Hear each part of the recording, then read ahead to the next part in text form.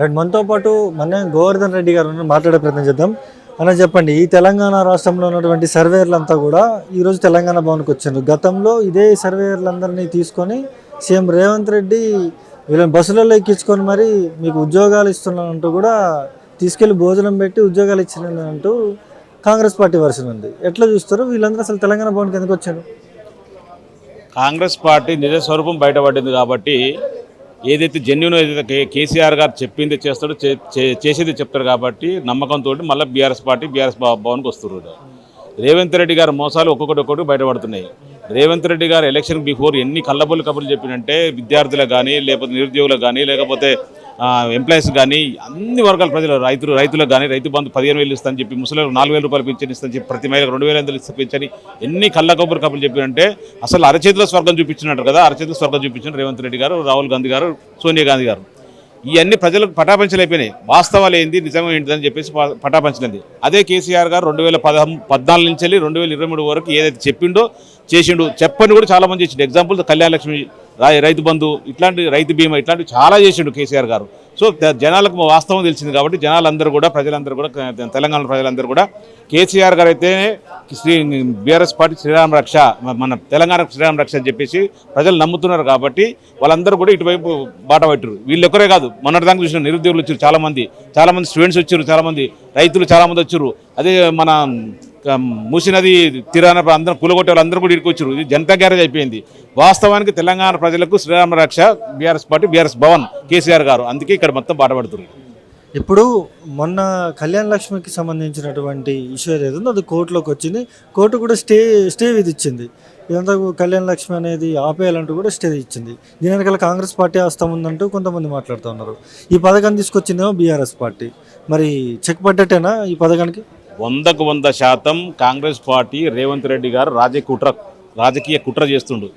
కళ్యాణ లక్ష్మి షాదీ ముబారక్ని ఆపాలని చెప్పి ఒక ప్రయత్నంలో భాగం చేస్తుండు. ఎందుకంటే ఆయన పరిపాలన చేత కావట్లేదు. కళ్యాణ లక్ష్మి షాదీ ముబారక్ ఎట్టియాలని అర్థం కావట్లేదు. ఏదంటే ఖజానా ఖాళీగా ఉందని చెప్పి ఆర్థికంగా భారం అవుతుందని చెప్పేసి ఒక్కొక్క పథకానికి మంగళం పాడుతూ ఉండు. దాంట్లో భాగంగానే ఈ కళ్యాణ లక్ష్మి షాదీ ముబారక్ కూడా మంగళం పాడుతుండు. హైకోర్టు ఒక ప్రైవేట్ బిల్ వేసిండు ఒక అతను, ఏమని ఉచిత పథకాలు వద్దని చెప్పి. దాంట్లో కళ్యాణ లక్ష్మి కూడా ఉంది. కళ్యాణ లక్ష్మి స్టే ఇస్తుందని చెప్పి ఒక నెల రోజుల పాటు గవర్నమెంట్కి అవకాశం ఇచ్చింది. కౌంటర్ వేయండి, ఈ పథకానికి సంబంధించిన వరకు ఏమి ఉపయోగాలు ఉంటాయి, పేదవారికి ఎట్లా ఉపయోగాలు ఉంటాయి, మీరు మీ కౌంటర్లో తెలపండి అని చెప్పినా కూడా రేవంత్ రెడ్డి గారికి ప్రభుత్వం కనీసం కౌంటర్ లేని దీనస్థితిలో ఉంది ఈ కాంగ్రెస్ ప్రభుత్వం. అందువల్లనే కోర్టు 1 మంత్ చూసిన తర్వాత స్టే ఇచ్చింది. అంటే ఖచ్చితంగా రేవంత్ రెడ్డి అసమర్థత బయటపడుతుంది. కాంగ్రెస్ పార్టీ ప్రభుత్వం అసమర్థత బయటపడుతుంది. 80% ఇది మంగళం అన్నట్టే. రైతులకు కూడా చూసినాం, 15,000 రూపాయలు రైతు బంధు ఇస్తాడు కదా, దానికి కనీసం 10,000 12,000 తీసుకొచ్చిండు. అది కూడా 1 ఎకరం 2 ఎకరాలకు ఇస్తుండు. ఎకరానికి ఒకసారి ఇచ్చినప్పుడల్లా పెద్ద బహిరంగ సభలు పెట్టడం, కేసీఆర్ గారిని తిట్టడం, కేసీఆర్ ఫ్యామిలీ తిట్టడం, అది ఆనవాయితీగా అయింది తప్ప రేవంత్ రెడ్డి గారి అసమర్థులు. 28 రాష్ట్రాలు ఏ ముఖ్యమంత్రి చేతగాని ముఖ్యమంత్రులు నెంబర్ 1 రాష్ట్రం ఉంటాడు. అబద్ధాలలో నెంబర్ 1 ముఖ్యమంత్రి రేవంత్ రెడ్డి ఉంటాడు. బూత్లలో నెంబర్ 1 రేవంత్ రెడ్డి ఉంటాడు. అంతే తప్ప ఆయనకి ఏం చేత కాదు. అసమర్థత బయటపడ్డది. కాంగ్రెస్లో లుకలుకలు స్టార్ట్ అయినాయి. మంత్రులు కానీ ఎమ్మెల్యేలు కానీ, మొన్న చూసిన చెన్నారెడ్డి కూడా నేను కూడా జీవన్ రెడ్డి అవుతాను చెప్తున్నాను, వనపర్తి ఎమ్మెల్యే. ఆయన కూడా నేను కూడా ఒక జీవన్ రెడ్డిలాగా తయారవుతానంటే ఆల్రెడీ లుకలుకలు స్టార్ట్ అయినాయి. రేవంత్ రెడ్డి గారు చేత కాదని స్పష్టంగా కాంగ్రెస్ నాయకులకు అర్థమైంది, తెలంగాణ ప్రజలకు అర్థమైంది. సో కంపల్సరీ రాబోయే రోజులలో బీఆర్ఎస్ పార్టీకి అవకాశం ఉంటుంది. మరొకసారి కేసీఆర్ ముఖ్యమంత్రి అవుతాడు. మళ్ళీ తెలంగాణ రాష్ట్రం మళ్ళీ గాడిలో పెట్టేది. ఈ నా 3 సంవత్సరాలు ఎట్లయితే గాలికి వదిలేసిన రాష్ట్రాన్ని మళ్ళీ కేసీఆర్కి వస్తేనే మళ్ళీ గాడిలో పడుతుంది తప్ప అంతకు మించి లేదు. ఒక్కొక్క పథకానికి మాత్రం ఏదో కేసీఆర్ గారు ఆనవాళ్ళు తీసేస్తాను, కేసీఆర్ గారు పెట్టిన సంక్షేమ పథకాలన్నీ కూడా తుంగల దొక్కలకు ప్రయత్నంలో బాగుండు. అది చేతగాంతనంతో, ఇది వాస్తవం మంచితనంతో కాదు, ఆయన చేతగాంతనంతో ఆయన పక్కన పెడుతుండు.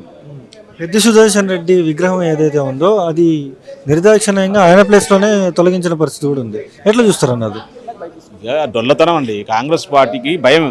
సిద్ధుశేఖర్ రెడ్డి గారు అంటే గొప్ప నాయకుడు, ఉద్యమ నాయకుడు. ఆయన విగ్రహాన్ని ఒక ప్రైవేట్ వ్యక్తి తన ప్రైవేట్ ప్లేస్లో పెట్టుకుంటే వాళ్ళకి ఎందుకు చెప్పండి? అక్కడ లోకల్ ఎమ్మెల్యేకి మాధవరెడ్డి గారికి ఏం పని చెప్పండి?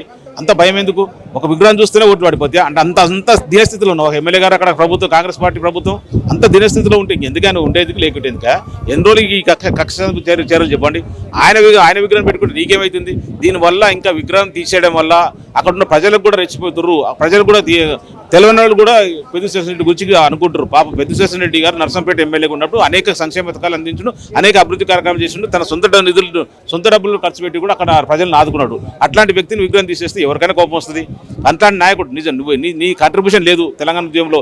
ఆయన 2001 నుంచి 2014 వరకు తెలంగాణ ఉద్యమం కొరకు తన కాలు పోగొట్టుకుని, తన కన్ను పోగొట్టుకుని, తన ఆరోగ్యం కలిగించుండు, తన తెలంగాణ నుంచి పెళ్లి చేసుకుని అంత శపథం తీసుకుని అంత కఠినంగా దీక్షతో పనిచేసిండు ఉద్యమానికి. అట్లాంటి నాయకుడిని నువ్వు నిజంగా నువ్వు నిజం రాజనీతి ఉంటే నీకు నిజంగా నువ్వు మనిషివి అయితే నువ్వే దండ 10 మంది నీ అంచనాలు తీసుకుపోయి దండేసి దండం పెట్టాలి నువ్వు పెద్దిశేషన్ రెడ్డిగా. అది కరెక్ట్ పద్ధతి అంటారు.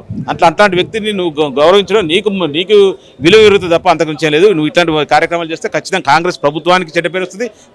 లోకల్ ఉన్న మాధవరెడ్డి గారికి చెడ్డ పేరు వస్తుంది. ఖచ్చితంగా మీ డొల్లదని బయటపడుతుంది. అది చూస్తున్నాం కదా. ఖచ్చితంగా కూడా కాంగ్రెస్ ప్రభుత్వం మళ్ళీ అధికారంలోకి వచ్చేది లేదు అంటూ కూడా ఇక్కడ బీఆర్ఎస్ పార్టీకి సంబంధించినటువంటి ప్రజాప్రతినిధులతో చెప్తున్న సిచ్యువేషన్ అయితే ఇక్కడ ఉంది. ఇది ఇక్కడ వీడియో జర్నలిస్ట్ భరత్తో సన్నీ మైక్ టీవీ, హైదరాబాద్.